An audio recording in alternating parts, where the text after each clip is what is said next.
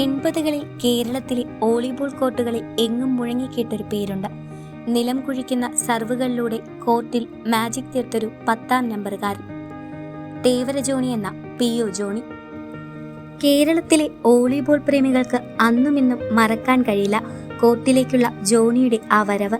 കോർട്ടിൽ വില്ലുപോലെ വളഞ്ഞ് ഒരു പ്രത്യേക രീതിയിൽ പന്തിനെ വലയ്ക്കുള്ളിലാക്കുന്ന ജോണി എതിരാളികൾക്ക് ഇന്നും പേടി സ്വപ്നമാണ്.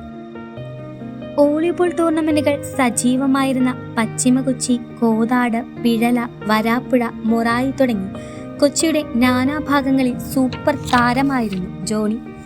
70കളുടെ അവസാനത്തിൽ കൊച്ചിൻ ബാങ്കിൽ തുടങ്ങി പ്രീമിയർ ടയേഴ്സ്, കസ്റ്റംസ് ടീമുകളുടെ 10ാം നമ്പർ കുപ്പായവുമായി ഷിപ്പ്യാർഡിന്റെ നിരയിലെത്തിയ ജോണി 1982 കോളം ഫെഡറേഷൻ കപ്പ് നേടിയപ്പോൾ ടീമിലെ സജീവ സാന്നിധ്യമായിരുന്നു.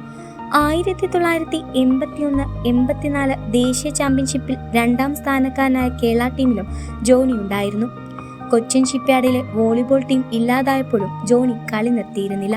വൈറ്റൻസ് വോളിയിലും സജീവ സാന്നിധ്യമായിരുന്നു അദ്ദേഹം. ഇന്ത്യൻ ക്യാമ്പിൽ സെലക്ഷൻ കിട്ടിയെങ്കിലും ജോണിയുടെ 5 അടി 15 ഇഞ്ച് ഉയരം പോരായിരുന്നു രാജ്യാന്തര തലത്തിലുള്ള തിരഞ്ഞെടുപ്പിന്. അപകടത്തിൽ പരിക്കേറ്റപ്പോഴും മനക്കരുത്താണ് ജോണിയെ ആ പഴയ കോർട്ടിലേക്ക് തിരികെ കൊണ്ടുവന്നത്. കളിക്കാരന്റെ കുപ്പായമൂരി പരിശീലകന്റെ വേഷത്തിലെത്തിയിരിക്കുകയാണ് ജോണി ഇപ്പോൾ. SHCMI പബ്ലിക് സ്കൂൾ വിദ്യാർത്ഥികൾക്ക് വോളിബോളിന്റെ ബാലപാഠങ്ങൾ പറഞ്ഞു കൊടുക്കുമ്പോഴും നെറ്റിയിൽ തൊട്ടു എന്ന മട്ടിൽ കടന്നുവരുന്ന പന്തുകളെ വരുതിയിൽ നിർത്തുന്ന ആ പഴയ കാലത്തിന്റെ നിറമുള്ള ഓർമ്മകൾ ആ 70കാരന്റെ കണ്ണിൽ ഇപ്പോഴും കാണാം.